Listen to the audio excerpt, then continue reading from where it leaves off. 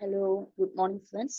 നമ്മൾ ഇന്നത്തെ ഇന്ത്യൻ ഹിസ്റ്ററിയുടെ ഒരു പ്രധാനപ്പെട്ട LSTSന്റെ ഒരു ഹോട്ട് ടോപ്പിക്കിന്റെ ഡിസ്കഷനാണ്. നമുക്കറിയാം ഇന്നിപ്പോ 4-ാം തീയതി, 5-ാം തീയതി ആയത്, 4-ാം തീയതി.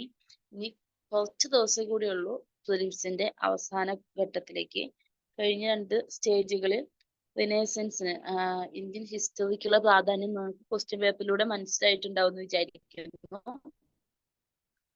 അപ്പോൾ ഇന്ത്യൻ ഹിസ്റ്ററിയിലെ പ്രധാനപ്പെട്ട ഒരു ടോപ്പിക്കായ നവോത്ഥാന നായകന്മാർ അല്ലെങ്കിൽ റിനേസൻസ് ലീഡേഴ്സ് എന്ന ടോപ്പിക്, അവർ കൊണ്ടുവന്ന സോഷ്യൽ റിഫോം മൂവ്മെന്റ്സ്, അതാണ് നമ്മളിന്ന് ഡിസ്കസ് ചെയ്യാൻ പോകുന്നത്. അപ്പൊ നമുക്ക് ക്ലാസ്സിലേക്ക് പോകാം.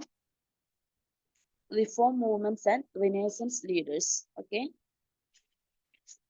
ഏറ്റവും ആദ്യം വളരെ ഇമ്പോർട്ടന്റ് ആയ ഒരാളെ പറ്റിയാണ് ഞാൻ പറയുന്നത്. നമുക്ക് എല്ലാവർക്കും അറിയാം രാജാറാം മോഹൻ റോയ്. രാജാറാം മോഹൻ റോയെ പറ്റി പറയുമ്പോൾ തന്നെ നമ്മുടെ മനസ്സിൽ ഏറ്റവും ആദ്യം വരുന്ന കാര്യം സതിയായിരിക്കും. സതി നിർത്തലാക്കാൻ വേണ്ടി വളരെയധികം സ്ട്രഗിൾ ചെയ്ത ഒരാൾ തന്നെയാണ് രാജാറാം മോഹൻ റോയ്. അപ്പൊ രാജാറാം മോഹൻ റോയുടെ കാലഘട്ടം എന്ന് പറഞ്ഞു കഴിഞ്ഞാൽ 1772 മുതൽ 1833 ജീവിത കാലഘട്ടത്തിലായിരുന്നു അദ്ദേഹത്തിന്റെ ജീവിത കാലഘട്ടം. അദ്ദേഹത്തെ വിളിച്ചിരുന്നത് the father of Indian renaissance എന്നാണ്. അതായത് ഇന്ത്യൻ നവോത്ഥാനത്തിന്റെ പിതാവ് എന്നറിയപ്പെടുന്ന ആളായിരുന്നു രാജാറാം മോഹൻ റോയ്. അങ്ങനെയാണെങ്കിൽ ഞാൻ നിങ്ങളോട് ഒരു ചോദ്യം ചോദിക്കട്ടെ, ആരാണ് father of Kerala renaissance? Kerala നവോത്ഥാനത്തിന്റെ പിതാവ് ആരാണ്? എല്ലാവരും ഒന്ന് കമന്റ് ബോക്സിൽ. Okay, very good. കേരള റിനേസൻസിന്റെ പിതാവ് എന്നറിയപ്പെടുന്നത് ശ്രീനാരായണ ഗുരുവാണ്. അതുപോലെ തന്നെ അദ്ദേഹത്തെ മേക്കർ ഓഫ് മോഡേൺ ഇന്ത്യ എന്നും പറയുന്നുണ്ട്. അദ്ദേഹം മോണോതിസത്തിൽ വിശ്വസിച്ചിരുന്നു, അതായത് ഏകദൈവ വിശ്വാസിയായിരുന്നു. അദ്ദേഹത്തിന്റെ പ്രധാനപ്പെട്ട ഒരു കൃതിയുടെ പേരാണ് ഗിഫ്റ്റ് ഓഫ് മോണോതിസ്റ്റ്സ്. ഗിഫ്റ്റ് ഓഫ് മോണോതിസ്റ്റ് എന്ന കൃതി അദ്ദേഹം 1809 രചിച്ചത്.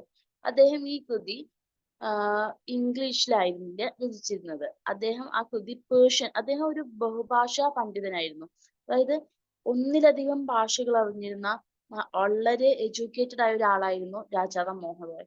അദ്ദേഹം പേർഷ്യൻ ലാംഗ്വേജിലായിരുന്നു ഗിഫ്റ്റ് ഓഫ് മോണോതിസ്റ്റ് എന്ന കൃതി എഴുതിയത്. അതിന്റെ യഥാർത്ഥ പേര്, പേർഷ്യൻ ലാംഗ്വേജിൽ അതിന്റെ പേര് തൂഫത്തുൽ മുവാഹിദ്ദീൻ എന്നായിരുന്നു. തൂഫത്തുൽ മുവാഹിദ്ദീൻ. അപ്പോ നിങ്ങളുടെ മനസ്സിൽ വേറൊരു പുസ്തകം വരുന്നുണ്ടായിരിക്കും, തൂഫത്തുൽ മുജാഹിദ്ദീൻ. തൂഫത്തുൽ മുജാഹിദ്ദീൻ എഴുതിയതാരാ? തൂഫത്തുൽ മുജാഹിദ്ദീൻ ഈ കേരള ചരിത്രത്തിൽ വളരെ പ്രാധാന്യം വഹിക്കുന്ന ഒരു കൃതിയാണ്. അത് എഴുതിയത് സൈനുദ്ദീൻ മക്തൂം ആണ്. സൈനുദ്ദീൻ മക്തൂം. എന്താണ് അതിൽ പരാമർശിച്ചിട്ടുള്ളത്? ഓക്കെ, കുറെ പേരൊക്കെ കമന്റ് ചെയ്യുന്നുണ്ട്. മലബാർ കലാപത്തെ പറ്റി, കേരളത്തിന്റെ പ്രധാന സ്വാതന്ത്ര്യ സമര വിപ്ലവങ്ങളിലൊന്നായ മലബാർ കലാപത്തെ പറ്റി സൈനുദ്ദീൻ മഖ്ദൂം എഴുതിയ പ്രധാനപ്പെട്ട ഒരു കൃതിയാണ് തൂഫത്തുൽ മുജാഹിദ്ദീൻ. ഗിഫ്റ്റ് ഓഫ് മോണോതിസം എന്ന് പറഞ്ഞാൽ തൂഫത്തുൽ മുവാഹിദ്ദീൻ ആണ്. ഓക്കെ, ഇനി സൈനുദ്ദീൻ മഖ്ദൂമിന്റെ തൂഫത്തുൽ മുജാഹിദ്ദീന് വേറൊരു പ്രത്യേകത കൂടി ഉണ്ട്. എന്താ? കേരള ഹിസ്റ്ററിയെ പറ്റി, കേരള ചരിത്രത്തെ പറ്റി ആദ്യമായി ഒരു കേരളീയൻ എഴുതിയ പുസ്തകം എന്ന പ്രത്യേകത കൂടെ തൂഫത്തുൽ മുജാഹിദ്ദീന് ഉണ്ട്. അത് എഴുതിയത് സൈനുദ്ദീൻ മഖ്ദൂം ആണ്. ഓക്കെ, കിട്ടിയെന്ന് വിചാരിക്കുന്നു. അടുത്തത്, അദ്ദേഹം രാജാറാം മോഹൻ റോയ് എന്ത് ചെയ്തു എന്ന് വെച്ചാൽ വേദങ്ങളെയും ഉപനിഷത്തുകളെയും ഒക്കെ ബംഗാളിലേക്ക് കൺവേർട്ട് ചെയ്തു. എന്തിനായിരിക്കും അദ്ദേഹം ഇത് ചെയ്തിട്ടുണ്ടാവുക? വേദങ്ങളിലും ഉപനിഷത്തുകളിലും ഏകദൈവ വിശ്വാസത്തെ പറ്റിയാണ് പറയുന്നത് എന്ന് സാധാരണ ബംഗാളിലെ ജനങ്ങൾക്ക് മനസ്സിലാക്കാൻ വേണ്ടിയിട്ടായിരുന്നു. ഈ പഴയ ലിപികളിലായിരിക്കും ഉപനിഷത്തുകളും വേദങ്ങളും ഒക്കെ എഴുതിയിട്ടുണ്ടായിരിക്കാം. അത് സാധാരണക്കാരായ മനുഷ്യർക്ക് മനസ്സിലാക്കാൻ പറ്റിയിരുന്നില്ല. അപ്പൊ അദ്ദേഹം ഈ ഏകദൈവ വിശ്വാസത്തെ സ്പ്രെഡ് ചെയ്യുക, ഏകദൈവ വിശ്വാസ ഐഡിയകൾ മറ്റുള്ളവരിലേക്ക് എത്തിക്കാൻ വേണ്ടി ഈ കൃതികളിലേക്ക് ബംഗാളിലേക്ക് അദ്ദേഹം ട്രാൻസ്ലേറ്റ് ചെയ്തു. രാജാറാം മോഹൻ റോയ് അന്നത്തെ കാലത്ത് വളരെ അധികം നിലനിന്നിരുന്ന ഒരു ദുരാചാരമായിരുന്നു സതി. സതിയെ പറ്റി നമുക്കെല്ലാം അറിയാം. ഭർത്താവ് മരിച്ചു കഴിഞ്ഞാൽ അതേ ചിതയിൽ ഭാര്യ ചാടി മരിക്കണം എന്നായിരുന്നു അന്നത്തെ കാലത്തെ നിയമം. സതി പ്രകാരം അവര് പറഞ്ഞിരുന്നത് ഇങ്ങനെ ചാടി ഈ സ്ത്രീ ആ ചിതയിൽ ചാടി സ്വയം മരിച്ചു കഴിഞ്ഞാല് ആ കുടുംബത്തിന് വളരെയധികം ഗുണം ഉണ്ടാവുമെന്നും ആ മരിച്ചുപോയ ആത്മാവിന് ശാന്തി കിട്ടുമെന്നൊക്കെ പറഞ്ഞ് ഈ സ്ത്രീകളെ ആ ചിതയിൽ ചാടി മരിക്കുന്ന ഒരു അവസ്ഥയായിരുന്നു ഉണ്ടായിരുന്നത്. അന്നത്തെ കാലത്തായിരുന്നെങ്കിൽ ചെറിയ കുട്ടികളായിരുന്നു വിവാഹം കഴിച്ചിരുന്നത്. അതും വളരെ പ്രായമായ ആളുകളെ വിവാഹം കഴിക്കും. അവര് പെട്ടെന്ന് മരിക്കുകയും ഈ ചെറുപ്രായത്തിൽ തന്നെ ഈ പെൺകുട്ടികൾ ആ ചിതയിൽ ചാടി മരിക്കേണ്ട അവസ്ഥ വരികയും ചെയ്തിരുന്നത്. അദ്ദേഹം ഈ സതിക്കെതിരായുള്ള ആന്റി സ്ട്രഗിൾ മൂവ്മെന്റ് തുടങ്ങിയത് 1818 അദ്ദേഹത്തിന്റെ തുടർച്ചയായ 1818 മുതൽ അദ്ദേഹത്തിന്റെ തുടർച്ചയായ സ്ട്രഗിളിന് ഫലമായി 1829 വില്യം ബെന്റിക്, നമുക്കറിയാം വില്യം ബെന്റിക് ആണ് സതി നിർത്തലാക്കിയ ഗവർണർ ജനറൽ എന്ന് നമുക്കറിയാം. അദ്ദേഹം ഗവൺമെന്റ് റെഗുലേഷൻ 17 കൊണ്ടുവരികയും ഗവൺമെന്റ് റെഗുലേഷൻ 17 കൊണ്ടുവരികയും സതി ഒരു ക്രൈം ആണെന്ന്, സതി ഒരു കുറ്റകരമായ കാര്യമാണെന്ന് പ്രഖ്യാപിക്കുകയും ചെയ്തു. അതുപോലെ രാജാറാം മോഹൻ റോയ് എതിർത്തൊരു കാര്യമായിരുന്നു പോളിഗമി. എന്താ പോളിഗമി എന്ന് പറഞ്ഞാൽ ബഹുഭാര്യത്വം, അല്ലെ? ഒരാൾ ഒന്നിലധികം സ്ത്രീകളെ വിവാഹം കഴിച്ച് ആ സ്ത്രീകളെ കഷ്ടപ്പെടുത്തുന്ന ഒരു കാര്യമായിരുന്നു അവർ അന്നത്തെ കാലത്ത് നിലനിന്നിരുന്ന സിസ്റ്റമാണ് പോളിഗമി. ഇതിനെതിരെ വളരെയധികം എതിർത്തിരുന്ന ഒരാളാണ് രാജാറാം മോഹൻ റോയ്. രാജാറാം മോഹൻ റോയെ വിധവകൾക്ക് സതി നിർത്തലാക്കിക്കൊണ്ട് 1829 നിയമം വന്നു. അതിനുശേഷം ഈ ഭർത്താവ് മരിച്ച വിധവ സ്ത്രീകൾക്ക് അവർക്ക് സ്വത്തിൽ അവകാശമുണ്ടെന്ന് അദ്ദേഹം വാദിക്കുകയും അതിനെതിരെ അവർക്ക് പ്രോപ്പർട്ടി കിട്ടാൻ വേണ്ടിയിട്ട് കുറെ കാര്യങ്ങൾ ചെയ്യുകയും ചെയ്ത ഒരാളാണ് രാജാറാം മോഹൻ റോയ്. 1825 അദ്ദേഹം വേദാന്ത കോളേജ് ആരംഭിക്കുന്നുണ്ട്. Roy David Hare, Alexander Duff, Debendranath Tagore, PK Tagore, Chandrashekhar Dev, Tarachand Chakravarti ഒക്കെ ഈ കാര്യങ്ങളിൽ രാജാറാം മോഹൻ റോയിനെ അസോസിയേറ്റ് ചെയ്തിരുന്നു. ഓക്കെ, ഇനി പറയാനുള്ളത് രാജാറാം മോഹൻ റോയ് ജുബൽ സോങ്സ് ബംഗാളിയിൽ കമ്പോസ് ചെയ്തു. ഡിസംബർ 1821 അദ്ദേഹം ബംഗാളി വീക്കിലി സമ്പാദ് കൗമുദി, അദ്ദേഹത്തിന്റെ ബംഗാളി വീക്കിലിയുടെ പേരെന്താണ്? സമ്പാദ് കൗമുദി ആരംഭിച്ചു. 1822 അദ്ദേഹം പേർഷ്യൻ വീക്കിലിയായ മിറാത്തുൽ അക്ബർ ആരംഭിച്ചു. അപ്പൊ അദ്ദേഹത്തിന്റെ ബംഗാൾ വീക്കിലിയുടെ പേരെന്താണ്? സമ്പാദ് കൗമുദി. പേർഷ്യൻ വീക്കിലിയുടെ പേരാണ് മിറാത്തുൽ അക്ബർ. അദ്ദേഹം ആദംസ് പ്രസ് ഓർഡിനൻസിനെതിരെ 1823 ആദംസ് പ്രസ് ഓർഡിനൻസിനെതിരെ അദ്ദേഹം പെറ്റീഷൻ കൊടുക്കുന്നുണ്ട്. എന്താണ് ആദംസ് പ്രസ് ഓർഡിനൻസ് എന്ന് പറഞ്ഞു കഴിഞ്ഞാല് ഗവർണർ ജനറലായ ജോൺ ആദം, ആ കാലത്ത് ഗവർണർ ജനറലായ ജോൺ ആദം കൊണ്ടുവന്ന ഒരു നിയമമായിരുന്നു Adams press act. Adams press ആക്ടിൽ പറയുന്നത് ഒരു പ്രസ് തുടങ്ങണമെങ്കിൽ അതിന് ആദ്യം നമ്മളൊരു ലൈസൻസ് എടുക്കണം എന്നാണ് പറയുന്നത്. അതായത് അന്നത്തെ കാലത്ത് ജനങ്ങളിലേക്ക് ബ്രിട്ടീഷ് ഭരണത്തിന്റെ പ്രശ്നങ്ങൾ റിനൈസൻസ് ലീഡേഴ്സ് എത്തിച്ചിരുന്നത് ഇത്തരം പത്രമാധ്യമങ്ങളിലൂടെയായിരുന്നു. അപ്പൊ പത്രമാധ്യമങ്ങൾക്ക് വിലക്കേർപ്പെടുന്ന രീതിയിൽ ആദ്യം അവർക്ക് മുൻകൂട്ടി ലൈസൻസ് എടുത്താൽ മാത്രമേ ഒരു പ്രസ് തുടങ്ങാൻ പറ്റൂ എന്ന രീതിയിൽ ഒരു നിയമം കൊണ്ടുവരികയായിരുന്നു. നമുക്കറിയാം ഇത് തീർച്ചയായും ഇന്ത്യൻ ജനതയുടെ ന്യൂസ് പേപ്പർ, അതായത് പ്രസിംഗ് അവകാശങ്ങൾക്ക് എതിരായിട്ടുള്ള ഒരു നിയമമായിരുന്നു. അതിനെതിരെ രാജാറാം മോഹൻ റോയ് ഒരു കൂട്ട പെറ്റീഷൻ കൊണ്ടുവരാൻ വേണ്ടിയിട്ട് തുടങ്ങി. അതുപോലെ 1827 വേറൊരു നിയമം ഉണ്ടായിരുന്നു, ജൂറി ആക്ട്. ബ്രിട്ടീഷുകാരിൽ കൊണ്ടുവന്ന വേറൊരു നിയമമാണ്. ജൂറി ആക്ടിൽ പറയുന്നത് എന്താണെന്ന് വെച്ചാല് ബ്രിട്ടീഷുകാർ മിക്കവാറും പേര് എന്തായിരിക്കും നമുക്കറിയാം, ക്രിസ്ത്യൻസ് ആയിരിക്കും. അപ്പൊ അവർക്ക് അവിടെ ക്രിസ്ത്യാനിറ്റി സ്പ്രെഡ് ചെയ്യണമെന്നും അതുപോലെ ക്രിസ്ത്യൻസിന് കൂടുതൽ പവർ കൊടുക്കണം എന്നൊക്കെ ആയിരുന്നു ആഗ്രഹം. അപ്പൊ അവര് പറഞ്ഞു ക്രിസ്ത്യൻസ് ആണ് ഇന്ത്യ ജൂറിസ്റ്റിക്സ് അതായത് നിയമനിർമ്മാണത്തിൽ പ്രാധാന്യം കൊടുക്കുന്നത് ക്രിസ്ത്യൻസിനായിരുന്നു. പ്രാധാന്യം കൊടുക്കുന്നതല്ല, നിയമം നിർമ്മിച്ചിരുന്നത് ക്രിസ്ത്യൻസ് ആയിരുന്നു. ആ പൊസിഷനിലേക്ക് അവർ ക്രിസ്ത്യൻസിനെ മാത്രം റിക്രൂട്ട് ചെയ്തുകൊണ്ടിരുന്നു. മുസ്ലിംസിനും ഹിന്ദുസിനും അവിടെ റോളൊന്നും കൊടുക്കാത്ത രീതിയിലായിരുന്നു ഈ ജൂറി ആക്ട് എന്ന നിയമം പരാമർശിച്ചത്. അങ്ങനെ ആ ജൂറി ആക്ടിനെതിരെ അദ്ദേഹം വളരെയധികം പോരാടി. ഇന്ത്യൻ ഗുഡ്സ് ഇവിടെ നിന്ന് എക്സ്പോർട്ട് ചെയ്യുന്നതിന് എക്സ്പോർട്ട് ഡ്യൂട്ടി വാങ്ങിയിരുന്നത് അദ്ദേഹം നിർത്തലാക്കാൻ വേണ്ടിയിട്ട് പറഞ്ഞു. ഈസ്റ്റ് ഇന്ത്യ കമ്പനിയുടെ ട്രേഡിംഗ് റൈറ്റ്സ് അബോളിഷ് ചെയ്യാനും അദ്ദേഹം ശ്രമിച്ചു.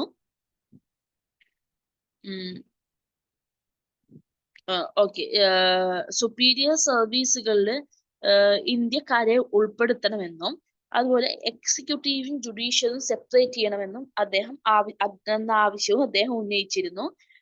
ജുഡീഷ്യൽ ഇക്വാലിറ്റി, ഇന്ത്യക്കാരും യൂറോപ്യൻസും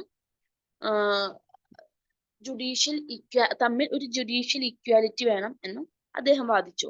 അദ്ദേഹം ആംഗ്ലോ ഹിന്ദു സ്കൂൾ ആരംഭിക്കുന്നതിന് നാം പറഞ്ഞു. വേദാന്ത കോളേജ് അദ്ദേഹം തുടങ്ങിയതാണ്.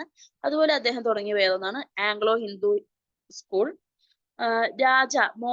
മോഹൻ റോയ്ക്ക് രാജ എന്ന പേര് നൽകിയത് അക്ബർ ഷാ രണ്ടാമനാണ്. അക്ബർ ഷാ രണ്ടാമൻ എന്ന ഭരണാധികാരിയാണ് രാജാറാം മോഹൻ റോയ്ക്ക് രാജ എന്ന പേര് നൽകിയത്.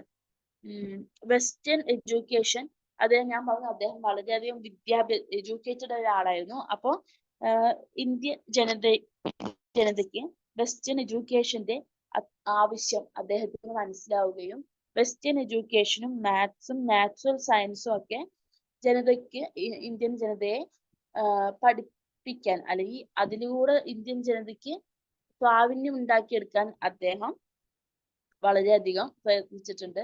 ഇവിടെ അത്തരം വിദ്യാഭ്യാസ രീതികൾ കൂടി ഇന്ത്യയിൽ വരണം. അന്നത്തെ കാലത്ത് ജനതയെ കുറെ കൂടെ ഈ ബ്രിട്ടീഷുകാരുടെ ഇടയിൽ നിന്ന്, ബ്രിട്ടീഷുകാരുടെ ഭരണത്തിൽ നിന്ന് മോചിതരാവാൻ നമുക്ക് കുറെ കൂടി വിദ്യാഭ്യാസം വേണമെന്ന ആശയം അദ്ദേഹം തന്നെയാണ് മുന്നോട്ട് കൊണ്ടുവന്നത്. അതിന്റെ ഭാഗമായി അദ്ദേഹം വെസ്റ്റേൺ എഡ്യൂക്കേഷനും മാത്സും നാച്ചുറൽ സയൻസും ഒക്കെ ഇവിടെ കൊണ്ടുവന്നു. ഇനി നമുക്കറിയാം രാജാറാം മോഹൻ റോയുടെ പ്രധാനപ്പെട്ട ഒരു റിഫോം മൂവ്മെന്റ് ആണ്, അല്ലെങ്കിൽ അദ്ദേഹം ആരംഭിച്ചൊരു പ്രസ്ഥാനമാണ് ബ്രഹ്മസമാജ്.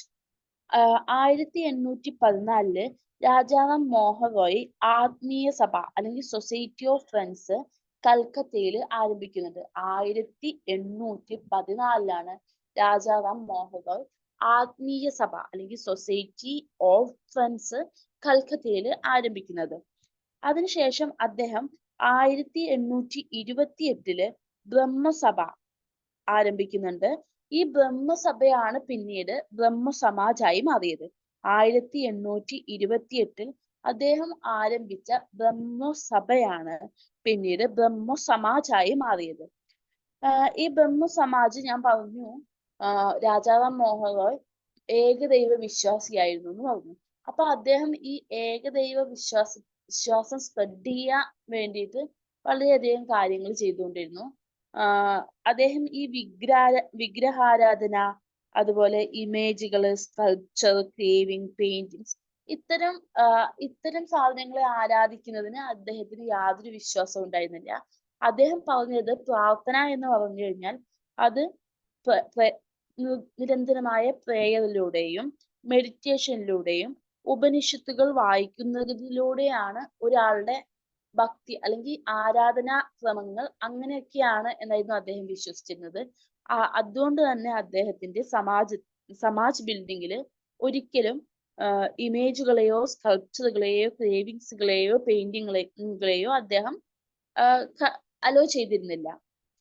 ഇനി താരാചന്ദ് ചക്രവർത്തിയാണ് ഈ ഓർഗനൈസേഷന്റെ സെക്രട്ടറി ആയി അദ്ദേഹം നിയമിച്ചത്. അദ്ദേഹം 1828 ബ്രഹ്മസഭ തുടങ്ങുകയും പിന്നീട് അതിന് ബ്രഹ്മസമാജ് എന്ന് പേരിടുകയും ചെയ്തു.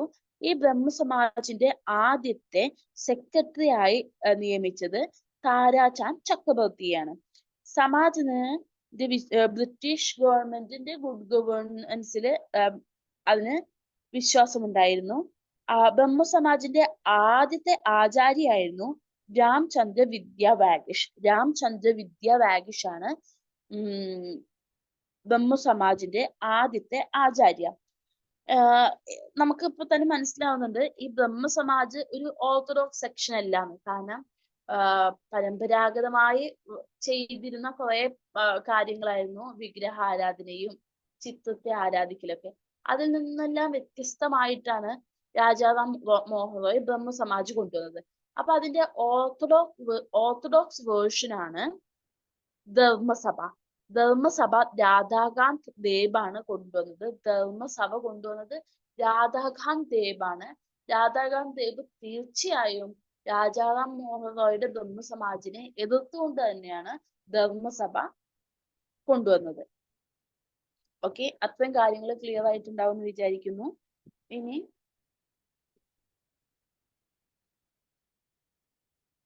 രാജാറാം മോഹൻ റോയ്ക്ക് ശേഷം ബ്രഹ്മസമാജിന് എന്ത് പറ്റി, അല്ലെങ്കിൽ അതിന് നേതൃത്വം നൽകിയത് ആരൊക്കെ എന്നാണ് നമ്മൾ ഇനി നോക്കാൻ പോകുന്നത്. അത് ആദ്യത്തെ ആളാണ് ദേബേന്ദ്രനാഥ് ടാഗോർ. ആരാണ് ദേബേന്ദ്രനാഥ് ടാഗോർ? നമുക്കറിയാം, രവീന്ദ്രനാഥ് ടാഗോറിന്റെ അച്ഛനാണ് ദേബേന്ദ്രനാഥ് ടാഗോർ. ദേബേന്ദ്രനാഥ് ടാഗോർ ഇതിന്റെ നേതൃത്വം ഏറ്റെടുത്തതോടു കൂടിയിട്ട് ബ്രഹ്മസമാജിന് പുതിയ ഒരു മുഖച്ഛായ, ബ്രഹ്മസമാജിന്റെ മുഖച്ഛായ തന്നെയാണ് മാറിയത്. അദ്ദേഹം ഇതിന്റെ നേതൃത്വം ഏറ്റെടുത്തത് 1842 അതിനു മുമ്പ് ദേബേന്ദ്രനാഥ് ടാഗോർ നേതൃത്വം നൽകിയിരുന്ന ഒരു സംഘടനയായിരുന്നു തത്വബോധിനി സഭ. തത്വബോധിനി സഭ എന്നാണ് ഫൗണ്ട് ചെയ്തത് 1839 തത്വബോധിനി സഭയ്ക്ക് നേതൃത്വം നൽകിയത്. ഓക്കെ, ഇനി ഈ ബ്രഹ്മസമാജ് ബ്രഹ്മസമാജിലേക്ക് പിന്നീട് ഈ ബ്രഹ്മസമാജിന്റെ ഐഡിയകളിലേക്ക് പിന്നീട് കുറെ പേര് വരികയുണ്ടായിരുന്നു. അവരാരൊക്കെയാണ്? ഡെറോസിയൻസും ഇൻഡിപെൻഡന്റ് തിങ്കേഴ്സായ ഈശ്വരചന്ദ്ര വിദ്യാസാഗർ, അശ്വിനി കുമാർ ദത്ത, ഇവരൊക്കെ ബ്രഹ്മസമാജിലെ ഐഡിയകൾ ഫോളോ ചെയ്ത് വന്നവരാണ്. ഇനി ദേബേന്ദ്രനാഥ് ടാഗോറിന്റെ ഒരു പ്രധാനപ്പെട്ട ന്യൂസ് പേപ്പറാണ് ഇന്ത്യൻ മിറർ. അദ്ദേഹം കൽക്കത്തയില് 1882 ഈ ന്യൂസ് പേപ്പറിന് തുടക്കം കുറിച്ചത്. അപ്പൊ അദ്ദേഹത്തിന്റെ പ്രധാനപ്പെട്ട ഒരു ന്യൂസ് പേപ്പർ ആയിരുന്നു ഇന്ത്യൻ മിറർ. 1882 കൽക്കത്തയിലാണ് ഈ ന്യൂസ് പേപ്പറിന് തുടക്കം കുറിച്ചത്. ഓക്കെ, അപ്പൊ ദേബേന്ദ്രനാഥ് ടാഗോറിന് ശേഷം ബ്രഹ്മസമാജിന് നേതൃത്വം കൊടുത്ത മറ്റൊരു വ്യക്തിയാണ് കേശബ് ചന്ദ്ര സെൻ. കേശബ് ചന്ദ്ര സെൻ 1858 ബ്രഹ്മസമാജിന്റെ ആചാര്യയായി നിയമിക്കപ്പെടുന്നത്. അദ്ദേഹം സമാജിന്റെ ഐഡിയകളെ, ഇത്രയും കാലം തന്നെ സമാജ് ബംഗാളില് ഒതുങ്ങി നിൽക്കുന്ന ഒരു പ്രസ്ഥാനമായിരുന്നെങ്കിൽ കേശബ് ചന്ദ്ര സെൻ വന്നതിന് ശേഷം പ്രസ്ഥാനത്തിന്റെ മുഖച്ഛായ വീണ്ടും മാറ്റുകയാണ്. അദ്ദേഹം എന്ത് ചെയ്തു? ഈ ഐഡിയകൾ ബംഗാളിന് പുറത്തേക്ക് വ്യാപിപ്പിക്കാൻ വേണ്ടി ശ്രമിച്ചു. അങ്ങനെ യുണൈറ്റഡ് പ്രൊവിൻസസ്, ബോംബെ, പഞ്ചാബ് ഇത്തരം സ്ഥലങ്ങളിലൊക്കെ സമാജിന്റെ ഐഡിയകൾ കേശബ് ചന്ദ്ര സെൻ സ്പ്രെഡ് ചെയ്തു. കാസ്റ്റ് സിസ്റ്റത്തിനെതിരെ വളരെ അധികം എതിർത്ത ഒരു ആളായിരുന്നു കേശബ് ചന്ദ്ര സെൻ. മാത്രമല്ല, അദ്ദേഹം ഇന്റർ കാസ്റ്റ് മാരേജിനെ സപ്പോർട്ട് ചെയ്തു. ഈ ഇന്റർ കാസ്റ്റ് മാരേജിനെ സപ്പോർട്ട് ചെയ്യുന്നത് അന്നത്തെ കാലത്ത് കൂടെയുള്ള സോഷ്യൽ റിഫോമേഴ്സിനൊന്നും അത്രയധികം ഡൈജസ്റ്റ് ചെയ്യാൻ പറ്റിയ ഒരു കാര്യമായിരുന്നില്ല. അവര് ആചാര്യ പൊസിഷനിൽ നിന്ന് കേശബ് ചന്ദ്ര സെന്നിനെ 1865 ആചാര്യ പൊസിഷനിൽ നിന്ന് പുറത്താക്കി. കേശബ് ചന്ദ്ര സെന്ന് ഒരു മന്ദിർ ഉണ്ടാക്കുന്നതുണ്ട്. അതിന്റെ പേരാണ് Tabernacle of New Dispensation. Magha ഫെസ്റ്റിവലിനോട് അനുബന്ധിച്ചിട്ടാണ് ടാബർനെക്കിൾ ഓഫ് ന്യൂ ഡിസ്പെൻസേഷൻ നിയമിക്കുന്നത്. ഒക്ടോബർ 29, 1870 അദ്ദേഹം ഇന്ത്യൻ റിഫോം അസോസിയേഷൻ തുടങ്ങുന്നുണ്ട്. അതിന്റെ പ്രസിഡന്റ് കേശബ് ചന്ദ്ര സെൻ ആയിരുന്നു. 1870 ഒക്ടോബർ 29 ഇന്ത്യൻ റിഫോം അസോസിയേഷൻ ആരംഭിക്കുകയും അതിന്റെ പ്രസിഡന്റ് ആയിട്ട് കേശവ് ചന്ദ്ര സെന്നിനെ നിയമിക്കുകയും ചെയ്തു. എല്ലാ മതങ്ങളുടെയും ഭാഗങ്ങളെ പറ്റി അദ്ദേഹം പഠിച്ച് അതിന് അദ്ദേഹം കാസ്റ്റ് സിസ്റ്റത്തിനെതിരായിട്ട് ഓരോ മതങ്ങളിലും പറയുന്ന കാര്യങ്ങളെ അദ്ദേഹം മറ്റ് ജനങ്ങളിലേക്ക് എത്തിക്കാൻ വേണ്ടി ശ്രമിച്ചുകൊണ്ടിരുന്നു. അദ്ദേഹം ഒരു തുറന്ന സപ്പോർട്ടാണ് ഇന്ത്യന് കൊടുത്തത്. ഇന്റർ കാസ്റ്റ് മാരേജിന് അദ്ദേഹം നൽകിയത്. ആ കാരണം കൊണ്ട് തന്നെയാണ് അദ്ദേഹം ആചാര്യ പൊസിഷനിൽ നിന്ന് പുറത്താക്കപ്പെട്ടത്. കേശവും അദ്ദേഹത്തിന്റെ ഫോളോവേഴ്സും ബ്രഹ്മസമാജിൻ ഓഫ് ഇന്ത്യ 1866 തുടങ്ങുകയാണ്. നമുക്കറിയാം 1865 അദ്ദേഹത്തെ ബ്രഹ്മസമാജിന്റെ ആചാര്യ പൊസിഷനിൽ നിന്ന് പുറത്താക്കി. അതോടുകൂടിയിട്ട് അദ്ദേഹത്തിനെ പിന്തുടരുന്ന കുറെ ആളുകൾ ഉണ്ടാവുമല്ലോ, അവരെല്ലാവരും കൂടിയിട്ട് ബ്രഹ്മസമാജ് ഓഫ് ഇന്ത്യ എന്ന അസോസിയേഷൻ 1866 ആരംഭിച്ചു. അപ്പോ ദേബേന്ദ്രനാഥ് ടാഗോർ ബ്രഹ്മസമാജ് കൊണ്ട് മുന്നോട്ട് പോവുകയും അദ്ദേഹത്തിന്റെ പ്രസ്ഥാനത്തെ ആദ്യ ബ്രഹ്മസമാജ് എന്നും അറിയപ്പെട്ടു. കേശവ് ചന്ദ്ര സെന്നിന്റെ ബ്രഹ്മസമാജ് ഓഫ് ഇന്ത്യ 1866 തുടങ്ങുകയും ദേബേന്ദ്രനാഥ് ടാഗോർ അദ്ദേഹത്തിന്റെ സമാജത്തെ ആദ്യ ബ്രഹ്മസമാജ് എന്ന പേരിൽ മുന്നോട്ട് പോവുകയും ചെയ്തു. അപ്പൊ ബ്രഹ്മസമാജ് ഓഫ് ഇന്ത്യ എന്നും ആദ്യ ബ്രഹ്മസമാജ് എന്നും രണ്ടായിട്ട് സ്പ്ലിറ്റ് ചെയ്തു. ഓക്കെ. 1878 കഴിഞ്ഞപ്പോ കേശവ് ഒരു പുതിയ ഓർഗനൈസേഷൻ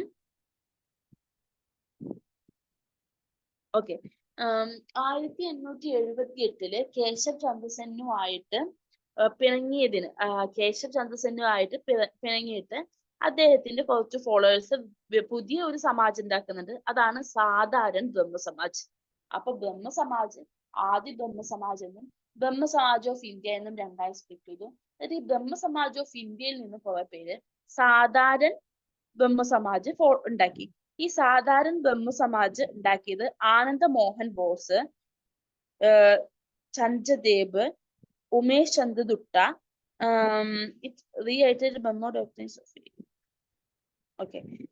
ഇങ്ങനെ ഉണ്ടാവാനുള്ള ഒരു കാര്യം എന്താ? അതായത് ഈ സാധാരണ ബ്രഹ്മസമാജിന്റെ രൂപീകരിക്കാൻ ഉണ്ടായ സാഹചര്യം എന്താന്ന് വെച്ചാല് ചൈൽഡ് മാരേജിനെതിരെ വളരെയധികം എതിർത്തിരുന്ന ഒരാളായിരുന്നു നമ്മുടെ കേശവ് ചന്ദ്ര സെൻ. കുട്ടികളുടെ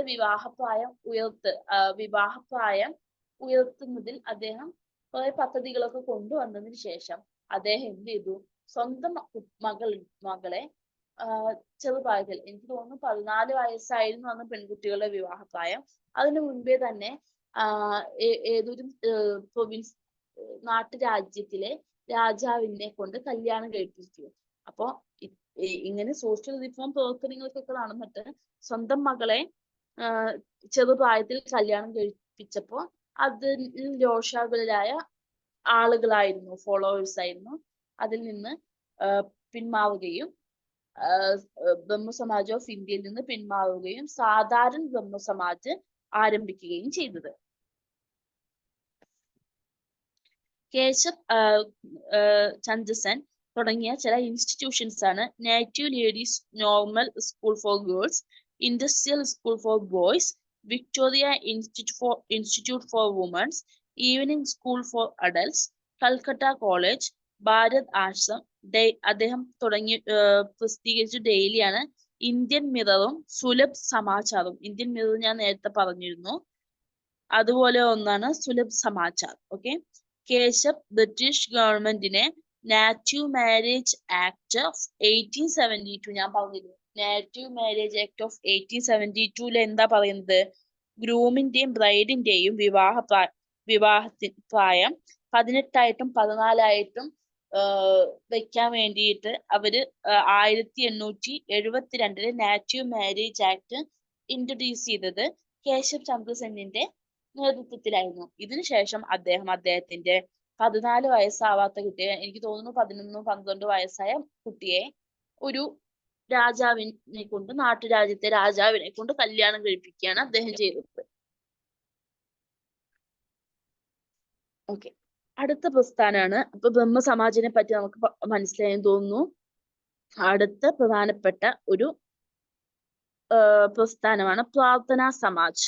പ്രാർത്ഥനാ സമാജ് 1867 ബോംബെയിലാണ് സ്ഥാപിച്ചത്. ഇതിന്റെ സ്ഥാപകനാണ് കേശവ് ചന്ദ്ര സെൻ. ആത്മരാം പാണ്ഡുരാങ്കാണ്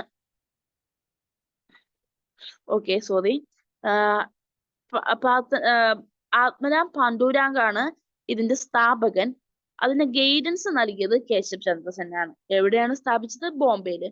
പിന്നെ MG റനഡെ, മഹാദേവ ഗോവിന്ദ റനഡെ സമാജില് 1870 ജോയിൻ ചെയ്തു. വേറെ ലീഡേഴ്സ് എന്ന് പറഞ്ഞാൽ RG ബന്ദർഗാർ, NG ചന്ദവർക്കർ, ഇവരൊക്കെ അതിന്റെ പ്രധാനപ്പെട്ട ലീഡേഴ്സ് ആയിരുന്നു. ഇതിനൊരു 4 പോയിന്റ് സോഷ്യൽ അജണ്ട ഉണ്ട്. കാസ്റ്റ് സിസ്റ്റത്തിനെ എതിർക്കുക, സ്ത്രീകളുടെ എഡ്യൂക്കേഷനെ പ്രൊമോട്ട് ചെയ്യുക, വിധവാ വിവാഹത്തിന്, അപ്പോഴേക്കും സതി നിർത്തലാക്കിയിരുന്നു, അപ്പൊ വിധവാ വിവാഹത്തിനെ പ്രൊമോട്ട് ചെയ്യുക, സ്ത്രീകളുടെയും പുരുഷന്മാരുടെയും വിവാഹപ്രായം ഉയർത്തുക. ഇത് 4 ആയിരുന്നു പ്രാർത്ഥനാ സമാജിന്റെ പ്രധാനപ്പെട്ട ലക്ഷ്യങ്ങൾ. ഡോണ്ടോ കേശവ് കർവെ, വിഷ്ണു ശാസ്ത്രി ഒക്കെ വാനഡയുടെ കൂടെ പ്രവർത്തിച്ചിട്ട് സോഷ്യൽ നവോത്ഥാനത്തിന് വേണ്ടി പ്രവർത്തിച്ച ആളുകളായിരുന്നു. കർവെയുടെ കൂടെ റനഡെ വിഡോ റീമാരേജ് മൂവ്മെന്റും വിഡോ ഹോം അസോസിയേഷനും തുടങ്ങുകയുണ്ടായി. എന്തിനായിരുന്നു? വിധവകളെ സപ്പോർട്ട് ചെയ്യാൻ വേണ്ടിയിട്ട്, അവരെ കുറെ കൂടി എഡ്യൂക്കേറ്റ് ചെയ്യുകയും ട്രെയിൻ ചെയ്യുകയും ചെയ്യാൻ വേണ്ടിയിട്ടാണ് വിഡോ റീമാരേജ് മൂവ്മെന്റും വിഡോ ഹോം അസോസിയേഷനും ഒക്കെ അവര് ആരംഭിച്ചത്. അടുത്തത് ദയാനന്ദ സരസ്വതി. ദയാനന്ദ സരസ്വതിയുടെ ശരിയായ പേര് മുൽശങ്കർ എന്നായിരുന്നു. 1824-83 കാലഘട്ടത്തിൽ മോർവി സ്റ്റേറ്റിലെ, ഗുജറാത്തിലെ മോർവി സ്റ്റേറ്റിലായ ഒരു ബ്രാഹ്മൺ ഫാമിലിയിൽ ജനിച്ച ആളാണ് ദയാനന്ദ സരസ്വതി. ദയാനന്ദ സരസ്വതിയുടെ അദ്ദേഹത്തിന്റെ ചിന്തകളെ Satyarth Prakash, the true exposition എന്ന കൃതിയിൽ അദ്ദേഹം വിശദമാക്കിയിട്ടുണ്ട്. അദ്ദേഹത്തിന്റെ പ്രധാനപ്പെട്ട ഒരു സ്ലോഗനാണ് ബാക്ക് ടു വേദാസ്. അദ്ദേഹത്തിന്റെ പൊളിറ്റിക്കൽ സ്ലോഗനാണ് ഇന്ത്യ ഫോർ ഇന്ത്യൻസ്. ഓക്കെ, അപ്പൊ ബാക്ക് ടു വേദാസ് എന്ന് പറഞ്ഞത് ആരാ? ദയാനന്ദ സരസ്വതിയാണ്. ഇന്ത്യ ഫോർ ഇന്ത്യൻസ് എന്ന് പറഞ്ഞത് ആരാ? ദയാനന്ദ സരസ്വതി തന്നെയാണ്.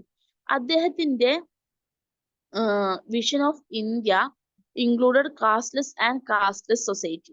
അദ്ദേഹം അതായത് ഇന്ത്യ എന്ന് പറഞ്ഞു കഴിഞ്ഞാല് മതപരമായിട്ടോ അന്നത്തെ കാലത്ത് ബ്രാഹ്മൺ, ക്ഷത്രിയർ, ശൂദ്രർ അങ്ങനെയൊക്കെ ഉണ്ടായിരുന്നല്ലേ, അങ്ങനെ ക്ലാസ്സുകളോ കാസ്റ്റുകളോ ഇല്ലാത്തൊരു സൊസൈറ്റി ആയിരുന്നു അദ്ദേഹം വിചാരിച്ചത്.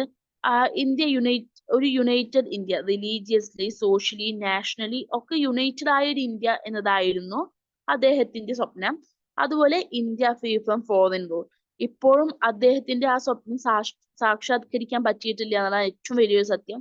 നമ്മള് ഇന്ത്യ എന്ന് പറഞ്ഞു കഴിഞ്ഞാല് റിലീജിയസ്ലിയും സോഷ്യലിയും നാഷണലിയും ഒക്കെ യുണൈറ്റഡ് ആയ ഒരു രാജ്യമാണെന്ന് നിങ്ങൾക്ക് ഈ 21ാം നൂറ്റാണ്ടിലാണ് നമ്മളിപ്പോ എത്തിപ്പെട്ടിരിക്കുന്നത്. ഈ കാലഘട്ടത്തിൽ പോലും നമുക്ക് അത് സാധ്യമായിട്ടില്ല എന്നതാണ് ഏറ്റവും സങ്കടകരമായ ഒരു കാര്യം. ദയാനന്ദ വേദാന്ത കോളേജിൽ നിന്ന് ആണ് അദ്ദേഹത്തിന് വിദ്യാഭ്യാസം ലഭിച്ചത്. അദ്ദേഹത്തിന് സ്വാമി വിജയാനന്ദ ആയിരുന്നു അദ്ദേഹത്തിന്റെ അധ്യാപകൻ. പുരാണങ്ങളെ അദ്ദേഹം വളരെ അധികം വിമർശിച്ചിരുന്നു. അദ്ദേഹം കാസ്റ്റ് സിസ്റ്റത്തിനും ചൈൽഡ് മാരേജിനും ബഹുഭാര്യത്വത്തിനും ഒക്കെ എതിരെ അദ്ദേഹം ശബ്ദമുയർത്തി. ദയാനന്ദ കേശവ് ചന്ദ്ര സെന്നിനെയും ഈശ്വർ ചന്ദ്ര വിദ്യാസാഗറിനെയും റനഡെയും ദേശ്മുഖിനെയും ഒക്കെ മീറ്റ് ചെയ്യുന്നുണ്ട്. അദ്ദേഹം സ്ത്രീകൾക്കും പുരുഷന്മാർക്കും തുല്യ അവകാശം വേണം, എന്തിന്? വിദ്യാഭ്യാസ കാര്യങ്ങളിൽ സ്ത്രീകൾക്കും പുരുഷന്മാർക്കും തുല്യ അവകാശം വേണമെന്ന് വാദിച്ചിരുന്നു. അദ്ദേഹത്തിന്റെ ആദ്യത്തെ കൃതിയാണ് സത്യാർത്ഥ പ്രകാശ്. വേദഭാഷ ഭൂമിക അദ്ദേഹത്തിന്റെ മറ്റൊരു കൃതിയാണ്. അത് അദ്ദേഹം ഹിന്ദിയിലും സംസ്കൃതത്തിലും എഴുതിയിട്ടുണ്ട്. വേദഭാഷ സംസ്കൃതത്തിൽ മാത്രം എഴുതിയിട്ടുള്ള കൃതിയാണ്. ആര്യസമാജ്. ആര്യസമാജ് ആരംഭിച്ചത് ദയാനന്ദ സരസ്വതി ആരംഭിച്ച ഒരു പ്രസ്ഥാനമാണ് ആര്യസമാജ്. 1875 ആരംഭിച്ചത്. ബോംബെ അടിസ്ഥാനമാക്കി തുടങ്ങിയ ഒരു പ്രസ്ഥാനമായിരുന്നു ആര്യസമാജ്. പിന്നീട് അതിന്റെ ഹെഡ്ക്വാർട്ടേഴ്സ് ലാഹോറിലേക്ക് മാറ്റുന്നുണ്ട്.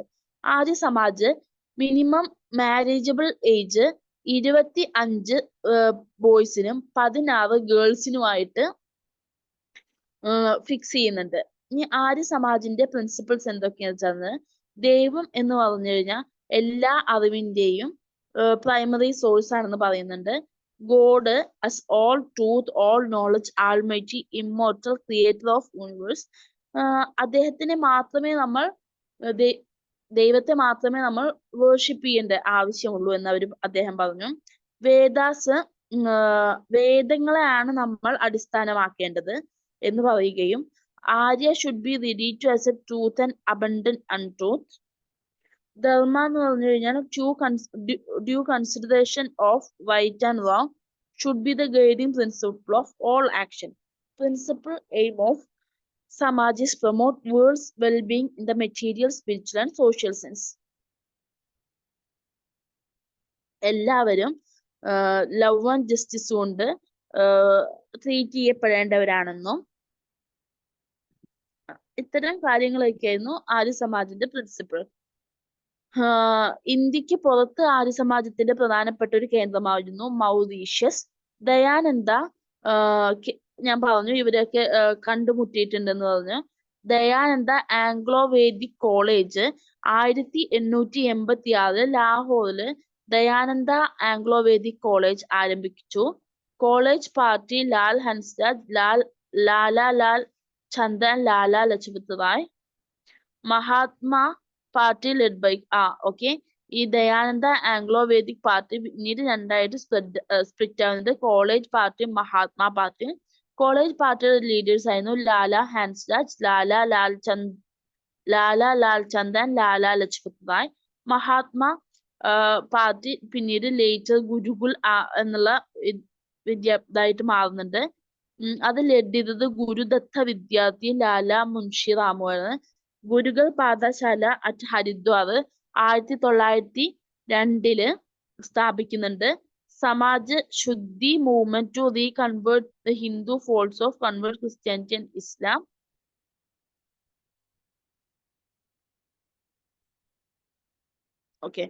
ശുദ്ധി മൂവ്മെന്റ് എന്താണ് ചെയ്യുന്നത് എന്ന് വെച്ച് കഴിഞ്ഞാല്, അന്നത്തെ കാലത്ത് ക്രിസ്ത്യാനിറ്റിയിലേക്ക് ആളുകളെ ക്രിസ്ത്യൻ മതം സ്വീകരിക്കാൻ വേണ്ടി ഹിന്ദുക്കളെ കൂട്ടമായി കൺവേർട്ട് ചെയ്തിരുന്നു. അവരെയൊക്കെ തിരിച്ച് ഹിന്ദുയിസത്തിലേക്ക് തന്നെ വരികയായിരുന്നു ചെയ്തിരുന്നത്. 1882 ആര്യ സമാജ് ഒരു കൗ പ്രൊട്ടക്ഷൻ അസോസിയേഷൻ ആരംഭിക്കുന്നുണ്ട്. അടുത്ത ഒരു പ്രധാനപ്പെട്ട വ്യക്തിത്വമാണ് Henry Vivian Derozio. Henry Vivian ഡെറോസിയോയുടെ കാലഘട്ടം 1809 മുതൽ 1831 വരെയാണ്. അദ്ദേഹം ഒരു ആംഗ്ലോ ഇന്ത്യൻ ആയിരുന്നു. അദ്ദേഹത്തിന്റെ ജീവിത കാലഘട്ടമായിരിക്കില്ല പറഞ്ഞിട്ടുണ്ടാവുക. ഹിന്ദു കോളേജില് 1826 മുതൽ 31 വരെ അദ്ദേഹം അധ്യാപന സേവനം അനുഷ്ഠിച്ചിരുന്നു. ഡെറോസിയോ അദ്ദേഹത്തിന്റെ വിദ്യാർത്ഥികളെ സ്വതന്ത്രമായി ചിന്തിക്കാൻ വേണ്ടി പ്രോത്സാഹിപ്പിച്ചു. എല്ലാവരെയും ചോദ്യം ചെയ്യാനും ലിബർട്ടി, ഇക്വാലിറ്റി, ഫ്രീഡം ഇത്തരം കാര്യങ്ങളെ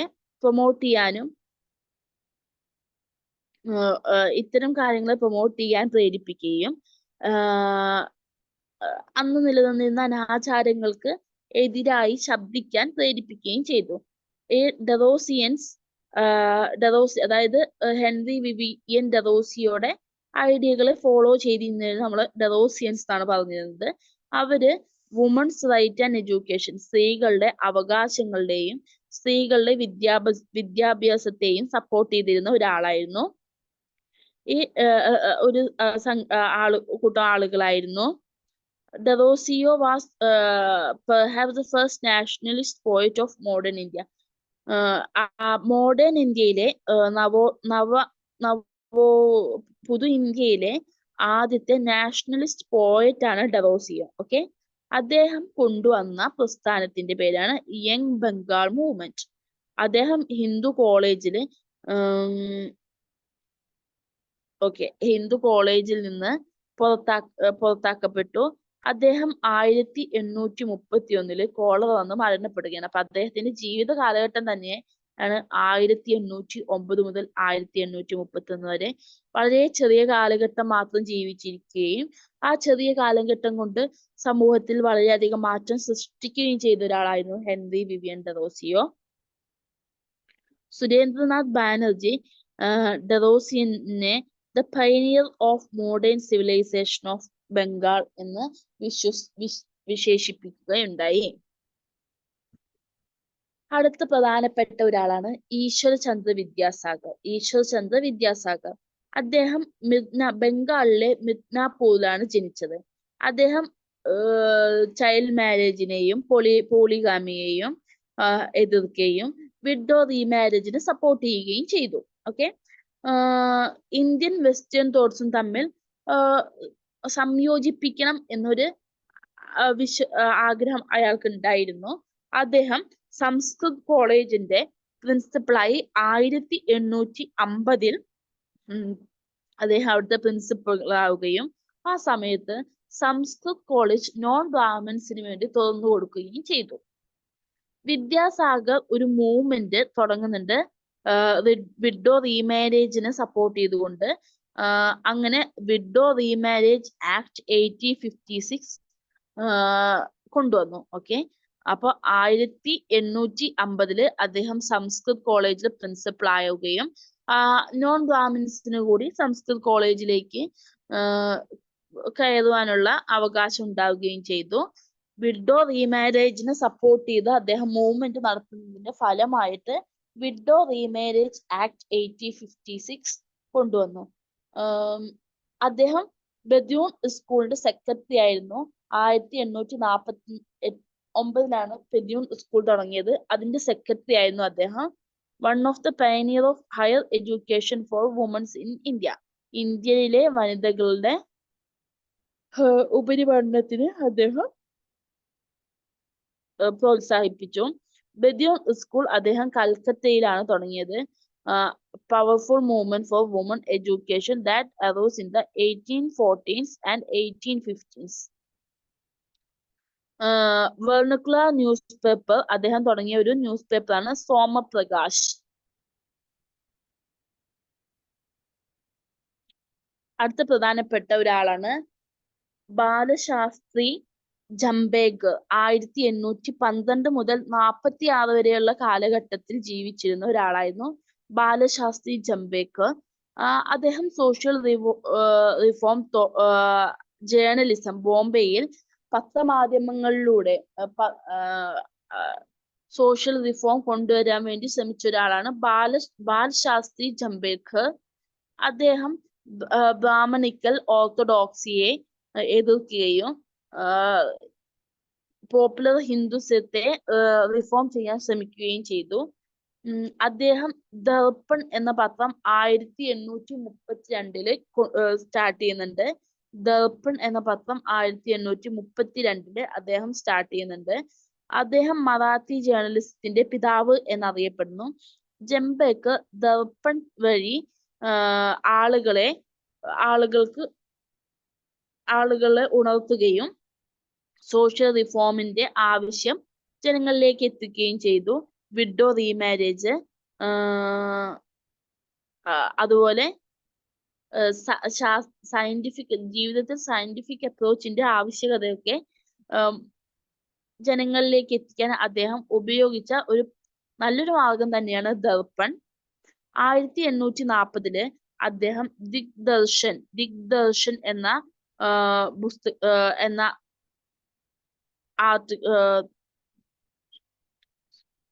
ദിഗ്ദർശൻ ആരംഭിക്കുകയും അതിൽ അദ്ദേഹം സയന്റിഫിക് സബ്ജക്റ്റുകളെയും ഹിസ്റ്ററിയെയൊക്കെ പറ്റിയിട്ടുള്ള ആർട്ടിക്കിൾസ് പ്രസിദ്ധീകരിക്കുകയും ചെയ്തു. Jambhekar Bombay native general library ആരംഭിച്ചു. Native improvement society for which at offshoot was to student literacy and scientific library.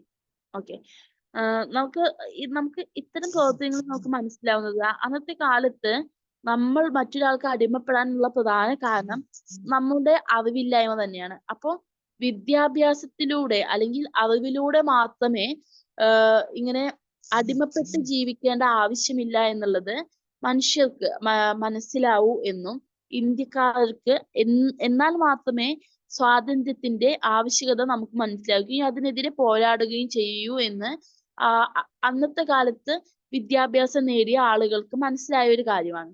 അവരത് മറ്റുള്ളവരിലേക്ക് പല രീതികളിലൂടെയും പ്രചരിപ്പിക്കാൻ ശ്രമിച്ചു. വിദ്യാഭ്യാസ സ്ഥാപനങ്ങൾ തുടങ്ങിയും പത്രമാധ്യമങ്ങളിലൂടെയും വീക്കിലികളിലൂടെയും ഒക്കെ ഇത്തരം ഐഡിയകൾ ജനങ്ങളിലേക്ക് എത്തിക്കാൻ വേണ്ടി ശ്രമിച്ചതിന്റെ ഫലമായി തന്നെയാണ് ഇങ്ങനെ മാസ് റിവോൾട്ടുകൾ ഉണ്ടാവാൻ കാരണമായത്. അങ്ങനെയാണ് ആളുകൾ കൂട്ടമാവുകയും ഇതിനെതിരെ ഇത്തരം പ്രവർത്തനങ്ങൾ, അതായത് ഇത്തരം ബ്രിട്ടീഷ് കാലത്തും ആ സമയത്ത് നിലനിന്നിരുന്ന നിയമങ്ങൾക്കെതിരെയും എന്തിനു നമുക്ക് സ്വാതന്ത്ര്യം ലഭിക്കണം എന്നതിന്റെ ആവശ്യകത മനസ്സിലാക്കാൻ വേണ്ടി പോലും ഇത്തരം ആളുകൾ വിദ്യാഭ്യാസം നേടിയപ്പോൾ തന്നെയാണ് ആളുകൾക്ക് ഇത്തരം കാര്യങ്ങൾ മനസ്സിലായത്.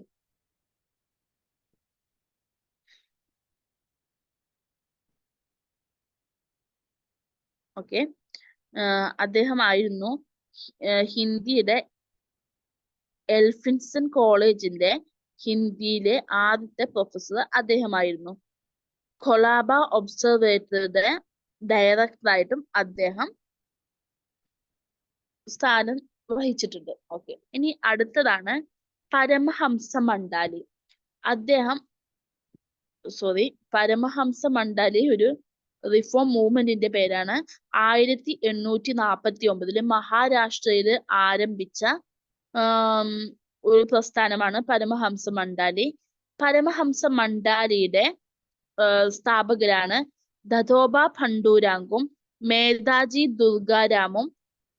പ്രധാനപ്പെട്ട അതിന്റെ ഫൗണ്ടേഴ്സ് ആണ് ദതോബ ഭണ്ടൂരാങ്കും മേധാജി ദുർഗാരാമും. അതൊരു സീക്രട്ട് സൊസൈറ്റി ആയിരുന്നു. അതിന്റെ പ്രധാന ലക്ഷ്യം എന്ന് പറഞ്ഞാല് ഹിന്ദു റിലീജിയനെ റിഫോം തന്നെയായിരുന്നു. അതുപോലെ സൊസൈറ്റിയുടെ റിഫോം എന്നീ 2 ലക്ഷ്യങ്ങളായിട്ടുണ്ടായിരുന്നു. സൊസൈറ്റിയുടെ ഐഡിയോളജി മാനവധർമ്മ സഭയുമായിട്ട് ക്ലോസ്ലി ലിങ്ക് ചെയ്തിട്ടുള്ള ഒന്നായിരുന്നു. വൺ ഗോഡ് ഷുഡ് ബി, ഒരു ദൈവത്തെ മാത്രമാണ് ആരാധിക്കാൻ പാടുള്ളൂ എന്ന് ആ പ്രസ്ഥാനം വഴി വിശ്വസിച്ചിരുന്നത്. സൊസൈറ്റി യഥാർത്ഥ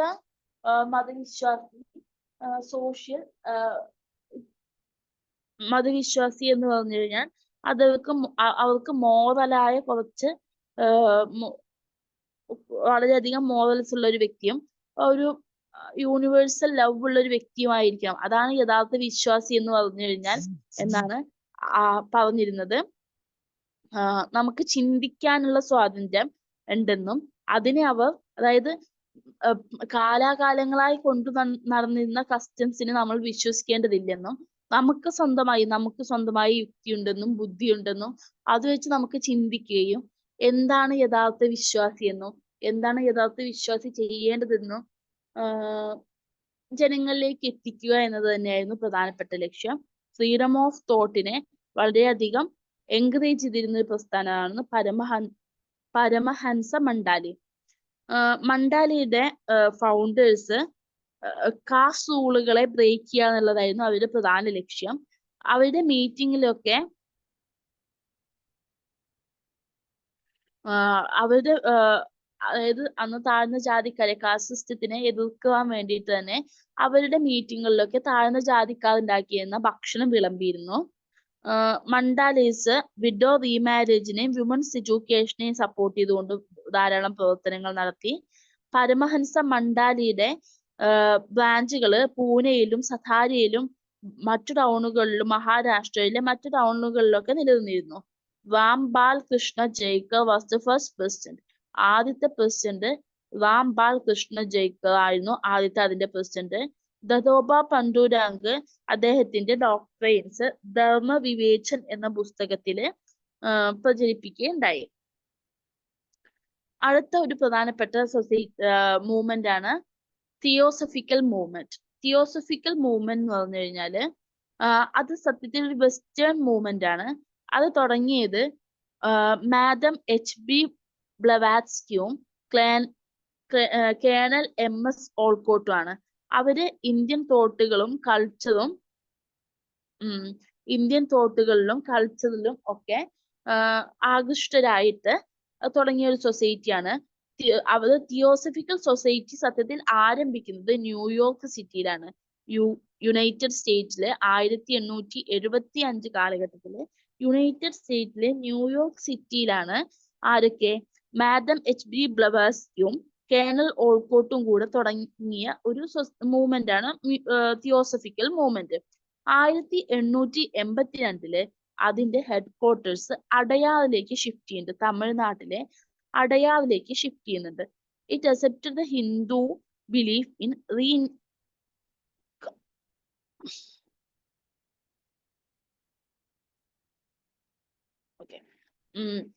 ഹിന്ദു വിശ്വാസവും കർമ്മയിലൂടെയും അതുപോലെ ഉപനിഷത്തുകളുടെ ഫിലോസഫി അദ്ദേഹം കടമെടുക്കുകയും സംഖ്യ, യോഗ, വേദാന്ത സ്കൂൾ ഓഫ് തോട്ടിന്റെ ഒക്കെ ഐഡിയകളെ അവരെ കടമെടുക്കുകയും ചെയ്തു.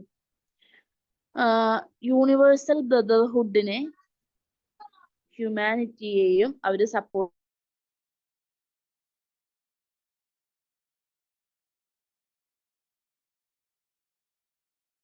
അതുപോലെ race, creed, sex, caste, colour ഇതൊന്നും വെച്ചിട്ട് ആളുകളെ ഡിസ്റ്റിങ്ഷൻ ചെയ്യരുത്, ഡിസ്ക്രിമിനേഷൻ പാടില്ല എന്നും അവര് ഐഡിയ കൊണ്ടുവന്നു. തിയോസഫിക്കൽ സൊസൈറ്റി ബ്രഹ്മവിദ്യാ സംഘം എന്ന പേരിലും അറിയപ്പെട്ടിരുന്നു.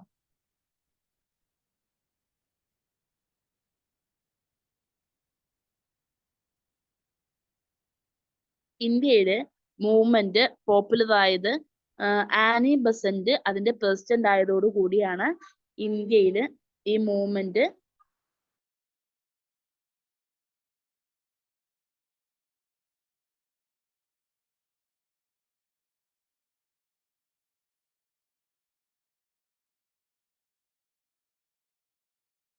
ആനി ബസന്റ് ഇംഗ്ലണ്ടിലാണ് ആനി ബസന്റ് ജനിച്ചത്. അദ്ദേഹത്തിന്റെ അവരുടെ യഥാർത്ഥ പേര് ആനി വുഡ് എന്നായിരുന്നു. അവര് സെൻട്രൽ ഹിന്ദു കോളേജ് ബനാറസ് 1898 ബനാറസില് ഹിന്ദു സെൻട്രൽ കോളേജ് ആരംഭിക്കുന്നുണ്ട്. ഹിന്ദു റിലീജിയനും വെസ്റ്റേൺ സയന്റിഫിക് സബ്ജക്ട്സും അവിടെ പഠിപ്പിച്ചിരുന്നു. ഈ കോളേജ് ബനാറസ് ഹിന്ദു ഈ കോളേജാണ് പിന്നീട് ബനാറസ് ഹിന്ദു യൂണിവേഴ്സിറ്റിയായി മാറിയത്. 1916 ബനാറസ് ഹിന്ദു യൂണിവേഴ്സിറ്റിക്ക് തുടക്കം കുറിച്ചത് മദൻ മോഹൻ മാളവിയാണ്. 1914 ആനി ബസന്റ് ഇന്ത്യൻ നാഷണൽ കോൺഗ്രസിൽ ചേരുന്നുണ്ട്. അവര് ഹോം റൂൾ മൂവ്മെന്റ് 1916 ആണ് ആരംഭിച്ചത്. 1917 ഒക്കെ നമുക്കറിയാം ആദ്യത്തെ INCയുടെ വുമൺ പ്രസിഡന്റ് ആണ് ആനി ബസന്റ്. 1917 അദ്ദേഹം പ്രസിഡന്റായി തിരഞ്ഞെടുക്കുന്നത്. കൽക്കട്ട സെഷനിലായിരുന്നു അദ്ദേഹം.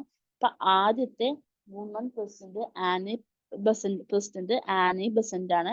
1917 കൽക്കട്ട സെഷനിലാണ് അവര് പ്രസിഡന്റായി മാറുന്നത്. ന്യൂ ഇന്ത്യ എന്ന ന്യൂസ് പേപ്പറിന്റെ എഡിറ്റർ ആയിരുന്നു. അവരുടെ ഒരു പ്രധാനപ്പെട്ട വീക്ക്ലിയാണ് കോമൺവീൽ. 1914 കോമൺവീൽ പ്രസിദ്ധീകരിച്ചത്. 1933 അടയാറില് അവര് മരിക്കുകയും അവരുടെ റെസ്റ്റിംഗ് പ്ലേസിനെ ഗാർഡൻ ഓഫ് റിമംബ്രൻസ് എന്ന് അറിയപ്പെടുകയും ചെയ്തു. ഓക്കെ, അവരുടെ പ്രധാനപ്പെട്ട ഒരു ന്യൂസ് പേപ്പറാണ് ന്യൂ ഇന്ത്യ, വീക്ക്ലിയാണ് കോമൺവീൽ.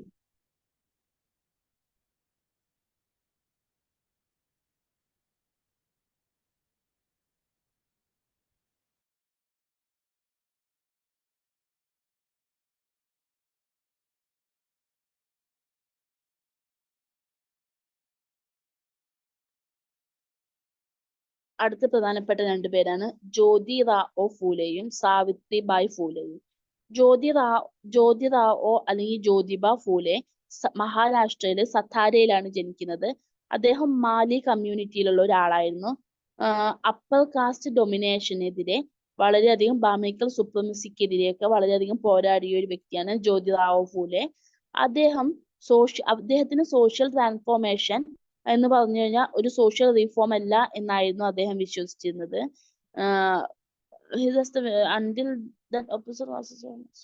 ഓക്കെ, ഈ ഒപ്പോസിറ്റ് താഴ്ന്ന തട്ടിലുള്ള ജനങ്ങളെ വിദ്യാഭ്യാസം നൽകിയാൽ മാത്രമേ അവർക്കെതിരായിട്ടുള്ള അതിക്രമങ്ങൾക്കെതിരെ പോരാടുകയുള്ളൂ എന്ന് അദ്ദേഹം വിശ്വസിച്ചിരുന്നു. അതുകൊണ്ട് തന്നെ ഒരു കൂട്ട ഉയർത്തെഴുന്നേൽപ്പാണ് അവർക്ക് വേണ്ടതെന്നും അങ്ങനെയാണെങ്കിൽ തന്നെ മാത്രമേ സോഷ്യൽ റിവല്യൂഷൻ ഇവിടെ പോസിബിൾ ആവുള്ളൂ എന്നും അദ്ദേഹം വിശ്വസിച്ചു. അദ്ദേഹത്തിന്റെ പ്രധാനപ്പെട്ട ഒരു വർക്കായിരുന്നു സാർവജനിക് സത്യധർമ്മ ആൻഡ് കുലംഗിരി. അത് source of inspiration four common masses. Savitribai also the Mali community. അവരുടെ ഭാര്യയാണ് സാവിത്രിബായി. അവരും മാലി കമ്മ്യൂണിറ്റി തന്നെ ജനിച്ചൊരു സ്ത്രീയായിരുന്നു. 1831 നായികൻ, മഹാരാഷ്ട്രയിലെ നായികൻ എന്ന സ്ഥലത്താണ് ജനിച്ചത്. ജ്യോതിബ ഫൂലോനെ 9 വയസ്സാകുമ്പോൾ അവര് കല്യാണം കഴിക്കുന്നുണ്ട്. അങ്ങനെ ഈ സാവിത്രിബായ് വുമൺ ചിൽഡ്രനെയും മങ്കാൻ മഹൽ ട്രൈബിലുള്ള ആളുകൾക്ക്, അതായത് താഴ്ന്ന ജാതിയിലുള്ള ആളുകൾക്ക് വിദ്യാഭ്യാസം വേണമെന്നതിനെ വിശ്വസിക്കുകയും സാവിത്രിബായി അവരെ പഠിപ്പിക്കാൻ തുടങ്ങുകയും ചെയ്തു. അവർ രണ്ടുപേരും കൂടി, അതായത് സാവിത്രിബായ് ഫൂലെയും ജ്യോതിറാവ് ഫൂലെയും കൂടി രണ്ട് എഡ്യൂക്കേഷണൽ ട്രസ്റ്റിന് നേതൃത്വം നൽകുന്നുണ്ട്. നേറ്റീവ് ഫീമെയിൽ സ്കൂൾ പൂനെയും society for promoting education of Mahars Mangs and others. Okay, ഈ നാറ്റീവ് ഫീമെയിൽ സ്കൂൾ പൂനെയിൽ എന്താ ചെയ്യുന്നതെന്ന് വെച്ചാൽ അത് മഹാസ് മങ്കാസ് ബാക്കിയുള്ള താഴ്ന്ന ജാതിക്കാർക്ക് വിദ്യാഭ്യാസം നൽകുന്നതിനെ പ്രൊമോട്ട് ചെയ്യാൻ വേണ്ടിയിട്ടായിരുന്നു നാറ്റീവ് ഫീമെയിൽ സ്കൂൾ സ്ഥാപിച്ചത്. അവര് മഹിളാ സേവ മണ്ഡൽ തുടങ്ങുന്നുണ്ട്. ആ സ്ത്രീകളുടെ അവകാശങ്ങളെ പറ്റി സാധാരണ ആളുകളെ ബോധ്യപ്പെടുത്താൻ വേണ്ടിയിട്ട് മഹിളാ സേവ മണ്ഡൽ ആരംഭിക്കുന്നുണ്ട്. അവരുടെ ഭർത്താവിന് കൂടെ സാവിത്രിബായ് ഫൂലെ ഒരു ബൽഹത്യ പ്രതിബന്ധ ഗൃഹ, അതായത് ഇൻഫാന്റിസൈഡ്, അതായത് അന്നത്തെ കാലത്ത് നിലനിന്നിരുന്ന മറ്റൊരു ദുരാചാരമാണ് ഫീമെയിൽ ഇൻഫാന്റിസൈഡ്. നമുക്കറിയാം, ചെറിയ കുട്ടികൾ ജനിച്ചു കഴിഞ്ഞാല് ആ ഗർഭസ്ഥ ശിശുവിന്റെ ആ ന്യൂബോൺ ചൈൽഡിന്റെ വായിലേക്ക് നെല്ല് ഇട്ട് കൊടുക്കുകയാണ് ചെയ്യുക. അങ്ങനെ അവര് ശ്വാസം മുട്ടി മരിക്കുകയാണ് ചെയ്യുക, അതൊരു പെൺകുട്ടിയാണെങ്കിൽ. അങ്ങനെ ചൈൽഡ് ഇൻഫന്റിസൈഡിനെ എതിർക്കാൻ വേണ്ടിയിട്ടാണ് അവര് ഈ ബാൽഹത്യ പ്രതിബന്ധ ഗൃഹ ആരംഭിച്ചത്.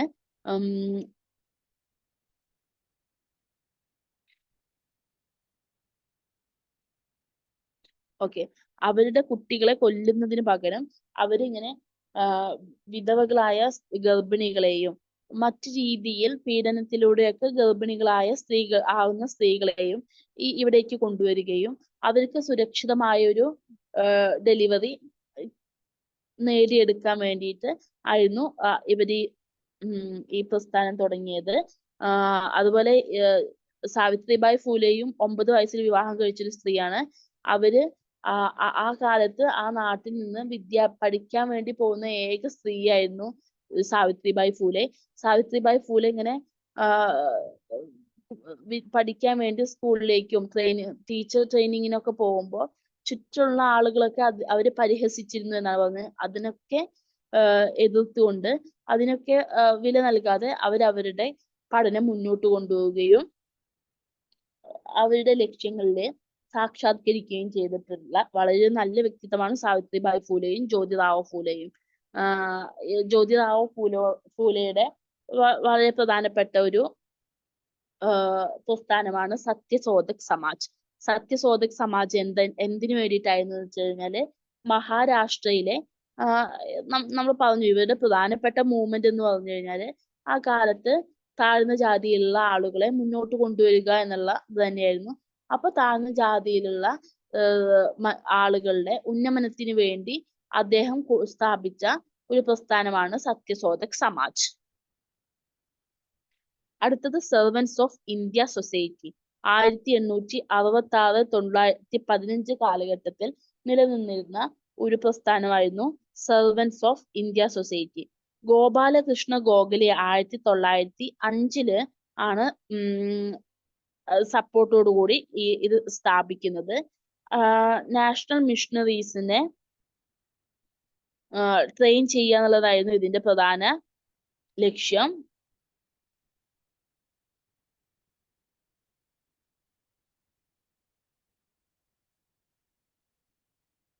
ആയിരത്തി 1911 ഹിതവാദ എന്ന് പറഞ്ഞിട്ട് ഒരു പബ്ലിക്കേഷൻ തുടങ്ങുന്നുണ്ട്. ഇതുവഴിയാണ് ഈ സൊസൈറ്റിയുടെ ഐഡിയകളിൽ ജനങ്ങളിലേക്ക് എത്തിക്കുന്നത്. ഗോപാലകൃഷ്ണ ഗോഖലെയുടെ മരണത്തിന് ശേഷം ശ്രീനിവാസ ശാസ്ത്രിയാണ് സെർവൻസ് ഓഫ് ഇന്ത്യ സൊസൈറ്റിയുടെ പ്രസിഡന്റ് ആയിട്ട് സ്ഥാനം ഏറ്റെടുക്കുന്നത്. സത്യത്തിൽ സോഷ്യൽ റിഫോം മൂവ്മെന്റ്സ് ഇതിൽ കഴിയുന്നൊന്നുമില്ല. ഇനിയും ധാരാളം പ്രസ്ഥാനങ്ങളുണ്ട്. വളരെ പ്രധാനപ്പെട്ട, അതായത് ഞാൻ പറഞ്ഞു ഈ അവസാന നിമിഷത്തിൽ നമുക്കൊരു കവർ ചെയ്യാൻ പറ്റിയ കുറച്ച് ടോപ്പിക് എന്ന രീതിയിലാണ് ഞാൻ എക്സാം പോയിന്റ് ഓഫ് വ്യൂവിൽ മാത്രം എടുക്കുക എന്നുള്ള നിലയിലാണ് ഞാൻ കുറച്ച് ആളുകളെയും കുറച്ച് പ്രസ്ഥാനങ്ങളെയും മാത്രമേ ഞാൻ ഇപ്പൊ നിങ്ങൾക്ക് പരിചയപ്പെടുത്തിയിട്ടുള്ളൂ. ഈ പ്രസ്ഥാനങ്ങളും ആളുകളൊന്നും ഇതിൽ അവസാനിക്കുന്നില്ല, അത് നിങ്ങൾക്ക് തന്നെ നന്നായിട്ട് അറിയാം. അപ്പോൾ കുറെ കൂടി പ്രസ്ഥാനങ്ങളെ പറ്റി നിങ്ങൾ അറിവ് ശേഖരിക്കുകയും അത് പഠിക്കുകയും ചെയ്യണം. പ്രധാനപ്പെട്ട ഒരു വ്യക്തിത്വം രാജാറാം മോഹൻ റായ് തന്നെയാണ്. അദ്ദേഹത്തെ പറ്റി എക്സാമിന് ചോദിക്കാനുള്ള ഒരു സാധ്യതയുണ്ട്. പിന്നെ കേശവ് ചന്ദ്ര സെന്നും ഇമ്പോർട്ടന്റ് ആയൊരു വ്യക്തിത്വമാണ്. പ്രാർത്ഥനാ സമാജ്, ആര്യ സമാജ്, ബ്രഹ്മ സമാജ്, ഇത് മൂന്നും പ്രധാനപ്പെട്ട 3 സമാജുകളാണ്. പിന്നെ യങ് ബംഗാൾ മൂവ്മെന്റ്, അതുപോലെ തന്നെ തിയോസഫിക്കൽ സൊസൈറ്റി, സത്യശോധക് സമാജ്, ഇതൊക്കെ ഒന്ന് നോക്കുക. All the best. എല്ലാവരും നന്നായി എക്സാം എഴുതുക. PYQകൾ വളരെ നന്നായി നോക്കുക. ഏതെങ്കിലും ഒരു ഫേസ് കുറെ നന്നായി ടഫാക്കുക എന്നുള്ളൊരു പ്രവണത പൊതുവേ PSCക്ക് ഉണ്ട്. 1ഉം 2ഉം ഘട്ടങ്ങൾ അത്ര ടഫ് എന്ന് പറയാൻ പറ്റില്ല.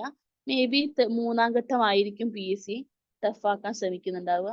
അല്ലെങ്കിൽ 3 പരീക്ഷകളും ഏകദേശം ഒരേ നിലവാരം പുലർത്തുന്നത് എന്ന രീതിയിലായിരിക്കും. നമുക്കറിയില്ല എന്താണ് PSCയുടെ ഉദ്ദേശം എന്ന്. എന്തായാലും 3ആം ഘട്ടം എഴുതാൻ പോകുന്ന എല്ലാ വിദ്യാർത്ഥികൾക്കും എൻ്റെ ആശംസകൾ. All the best.